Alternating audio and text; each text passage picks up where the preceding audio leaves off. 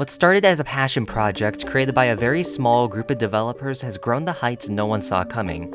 Plants vs. Zombies is the name of the game, and we'll be taking a look back at the original from 2009.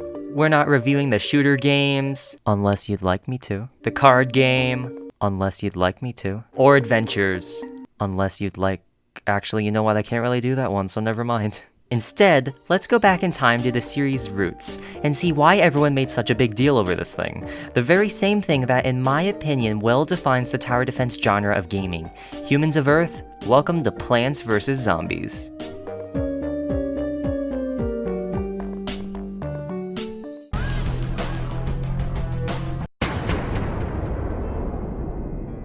Where to start? This game is ridiculous. Just the simple concept of surviving against onslaughts of incoming zombies with sentient plants is absurd. I love it. This franchise is aware of how wacky its concepts are and it just rolls with it. It's not afraid to get as crazy as it could be. At certain points, the gameplay will look just like a chaotic mess of projectiles. It's great. Everything's so corny, bright, colorful, and filled to the brim with creativity. I'll talk about the individual plants later on, but it's a joy to see so much well thought out work at play here. Why not just bowl living walnuts at incoming danger? That'll show them. Think a zombie riding a Zamboni is absurd? Think again, it's still absurd, but hey, at least you don't need to imagine it anymore. You want to use squashes to squash enemy zombies? Go right ahead. The art style is also very appealing here. It feels like a playable cartoon. With the occasional splashes of onomatopoeia and goofy ounces of action, PvZ is quite unique. I'm not saying other games don't strive for a similar style, but Plants vs. Zombies knows how to embrace its whimsical side like nothing else. The visuals are also great for the intended art style. Interestingly, the zombies are able to ride this balance of being somewhat threatening but also looking kinda silly. Silly in a good way. You can get this game on pretty much any piece of gaming hardware you want, however it's most commonly played on mobile devices. For this review, I've gathered footage from the computer port on Steam, and this port specifically could be better.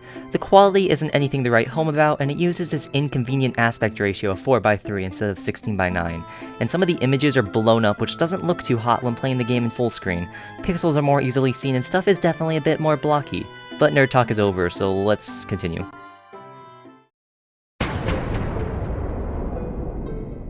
You defend your backyard from zombies, moving on.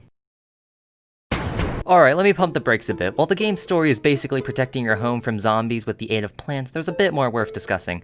This dude, going by the name of Crazy Dave, fills the silence every once in a while and kinda helps you out. He explains some of the mechanics, but is mostly just sort of there as someone who doesn't really help per se. I mean, I'm kinda glad he doesn't. Would you trust someone who sounded like this? The adventure mode is split into 5 distinct areas: day, night, pool, fog, and roof. In the final level of the roof, the zombies have had enough and their leader, Dr. Edgar Zomboss, joins the skirmish as the game's final obstacle. After disposing of his mech, zombies and plants make temporary peace to sing and dance with each other. Look, I told you this game is ridiculous, just go with it.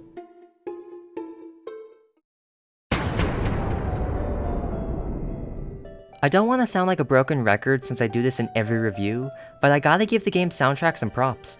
You'll probably never see me diss a title's music, and that's because there's really not any complaints on my end. I'm by no means a music guy, but I recognize competent music when it's present, and PvZ delivers. It's also just, in my opinion, fairly iconic. If you play me any of the game's music tracks out of the blue, I'd most likely recognize it. On paper, you'd think that the soundtrack could get a bit tiresome since each main area has only one overarching piece of music. Well, I'm not exactly sure what it is, but these tracks never seem to get old. Despite the lengthy amount of time you'll spend in each area, the music manages to remain upbeat and lively for those things you call ears. Hands down, my favorite track in the game is Brainiac Maniac, the song that plays during the final boss fight with Zomboss. It's just so fitting for a climactic closing battle to your adventure's conclusion. And the credits song is very catchy. It's the only song in the game with lyrics, and it really stands out.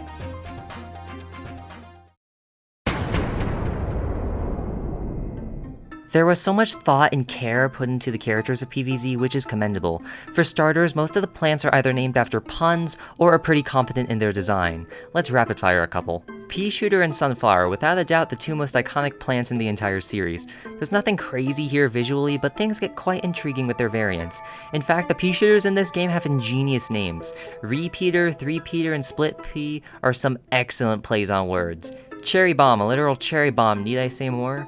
Walnut, something you could use to guard other plants and be, a wall. Tall nut, the name's fairly self-explanatory. The catapult plants, some of my favorite plants to use in the entire game. They also all look rather solid. I could go on, as most plants in this game deserve the spotlight, but these characters have been around for over a decade. I don't want to bore people who know them all. Instead, just give the highlights of the roster some more time to shine. The zombies aren't lacking in glamour either. While to a lesser degree, since I'm personally on Team Plants, our undead foes have some noteworthy stuff going on. During the times you're defending your home, different types of zombies will try to rain on the parade. Conehead zombies, buckethead zombies, football zombies, pogo stick zombies, snorkel zombies, thriller zombies, mental hospital zombies, and zombies riding on frickin' dolphins. It's good to know that if I ever fall victim to a zombie apocalypse, there's a ludicrous amount of jobs waiting for me. Advancing past those, we have two more prominent characters to examine, Crazy Dave and Dr. Edgar Zomboss. They lead the plants and zombies respectively, and what you gotta appreciate is the irony in these two. Across the series, the plants are typically depicted as the smarter side, while the zombies are more mindless and crazier. Like actual zombies. But Zomboss is quite the opposite. He's intelligent, resourceful, and even has a surprisingly good penmanship. On the other hand, Crazy Dave is, as his name suggests, sane. No, I'm just kidding, he's a real nut. This deranged survivor is wildly eccentric and mad, but like I said earlier, you have to appreciate the irony here. The brainy one commands the zombies, and the kooky guy directs the plants. Pretty surreal, don't you think?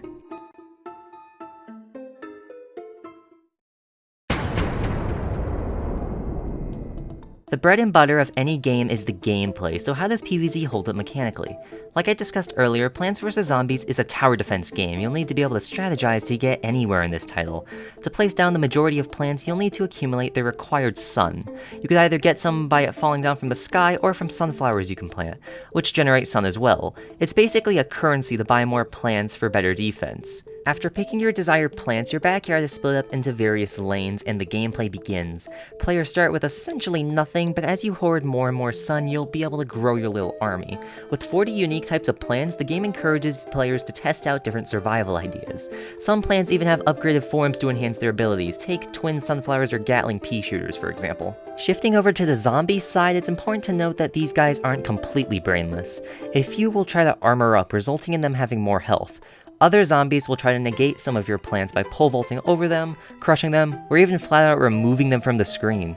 Every class of zombies has a counter, however, so always be careful when planning your lines of defense. I discussed this earlier, but the adventure mode is divided into multiple areas. Yet what I intentionally left out was that each area not only changes the backyard visually, but they also shake up elements of the gameplay.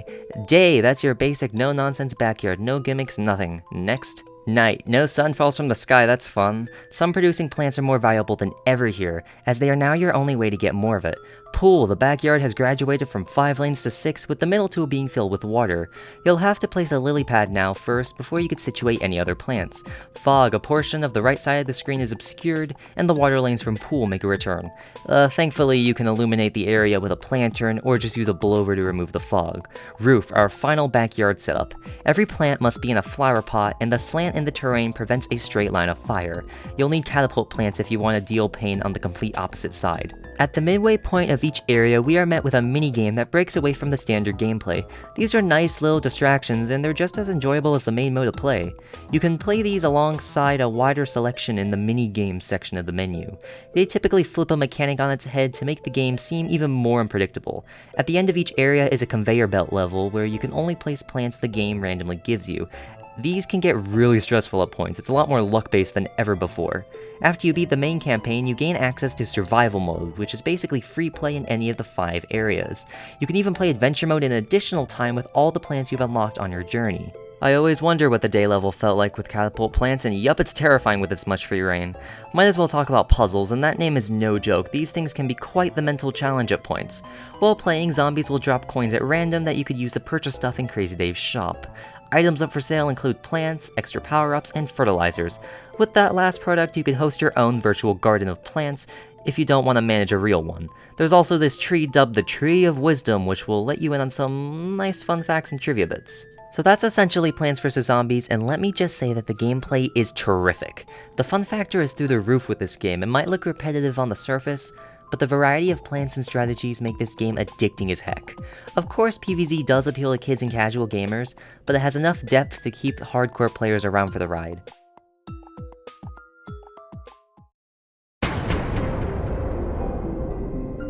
With all that said and done, it's not hard believing how much this game exploded in popularity. Plants vs. Zombies helped PopCap break into the gaming industry. It's what they're known for.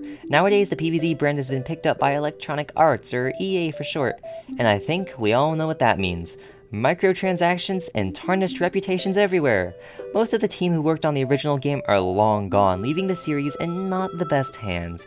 EA keeps shooting this franchise in the foot every once in a while, trying to revive the hype that met the first title. But that's not to say PvZ doesn't have a following. It actually has a very caring community, which is spectacular to see. Many criticize the new controversial games in the series, Garden Warfare, Heroes, Battle for Neighborville. And hey, if you like those games I just mentioned, more power to you. They're not bad, I actually find them to be pretty enjoyable at points. Although there are certainly very valid critiques that can be made with them. But everyone, and I mean everyone, loves the first game. It truly has stood the test of time and hasn't aged poorly in any regard.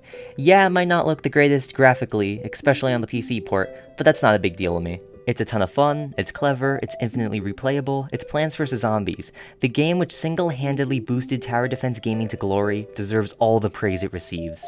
Thank you, PopCap, for giving us this insane blast of a game. Thank you for giving us Plants vs. Zombies. Please play this game if you haven't already. Please. It's free, and I doubt you'll regret giving it a go.